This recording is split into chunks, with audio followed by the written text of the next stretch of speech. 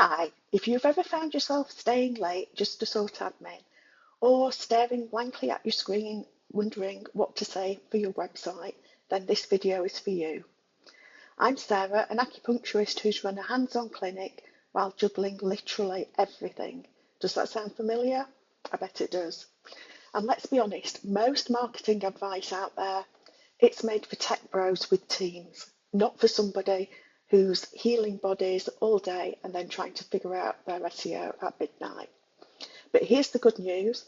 Attracting new patients doesn't have to feel cold, complicated, or corporate. In this video, I'm going to talk about 7 warm, worry-free strategies that work especially for solo practitioners who want to grow their clinics without losing their weekends. So grab a cuppa and let's walk through these together. I'm going to walk through them at a high level, and over coming weeks we'll deep dive into some of them. So number 1 is your website. Keep it simple and show that you care. Add a photo and a one-liner about what makes your care different. Ditch heaps of medical jargon if you've got it. Plain language builds trust, especially with folks who feel a bit nervous about trying something new. Make booking easy to spot and even easier to use. If they can do it online in their pajamas, that's even better. Make sure that it's mobile friendly. A lot of people do their booking on the go, so a mobile friendly site is really important. It's good to share a brief what to expect section so that people feel safer knowing what happens next and what clothes to wear or not wear. So I'm still building my own new website for the accidental healthcare business owner, and it's not all there yet. It's been about 6.5 years since I set up my acupuncture website, and things have moved on a heck of a lot in that time. So I've joined Diane Houghton's WP Basics membership to help me, but I just wanted to let you know that she's got a free AI audience attractor workshop coming up on the 7th of November. And if you sign up before the event, I've included a link for you, you'll be able to get the free replay even if you can't attend because you're busy in clinic. So it's well worth signing up, no commitment. So number 2 is using Google My Business, your invisible helper. Make sure that you claim or update your listing, even if you work out of a spare room at your house. It doesn't matter. Make sure that you've got that set up for yourself. It's no cost, so make the most of this resource. It's not often that we get something that is free of charge, so we want to make the most of it when we do. Add real photos of your space, if you've got one, a waiting room, and your face so they know who to expect. It's worth using your main service plus your location in the clinic description. This helps us get found. It's part of the SEO. Check your contact information and opening hours for accuracy. Missing or wonky information sends new patients running for easier options. And with holidays sort of on the horizon, it's worth knowing that you're going to need to update this to make sure that any holiday hours are actually there and visible for everybody. So number 3 is the power of word of mouth and how to ask for it. It's always worth reminding clients that you've got space for their friends and family. Many assume that you're always full or too busy, which is lovely of them, but you may have got slots that you can still fill. I had a referral program to give both the referrer and the referee 10% discount on their next treatment.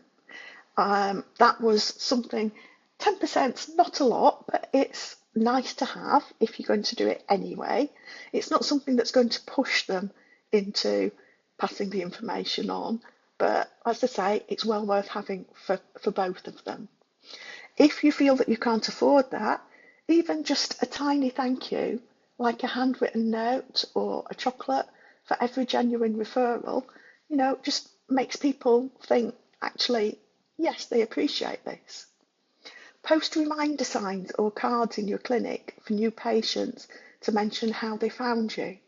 I actually made that one of the questions as part of the intake process so that I knew where my clients were coming from. It really helps you when you need to decide how you're going to apportion any marketing spend later on. Make sure that they know that testimonials can be anonymised. Some people will feel uncomfortable about giving a testimonial or even giving a referral if they feel that their information, their sensitive information, could be shared. So make sure that they know that it can be anonymised. And there's no need to guilt trip, just a simple warm reminder beats pushy requests over any time. Number 4, let's talk local partnerships. It's something that I have mentioned before. It's worth partnering with nearby businesses. Now, that could be somebody in a similar business to you, or it could just be somebody that is aligned. Gyms, Pilates studios, yoga teachers, even hairdressers. Hairdressers are a wealth of information for many clients. Offer to share flyers or meet the practitioner events. You could suggest a simple cross-referral for shared clients. For example, post-physio massage or a calm a new mum after acupuncture. Stay genuine and offer help first instead of asking for favours. People remember kindness. The next one's a little bit daunting for some, but community events and how to show up without dreading it. Look for small markets or health fairs near you. Is there a charity that could use your expertise at an event that they're hosting? Is there a local community group that gels with your audience?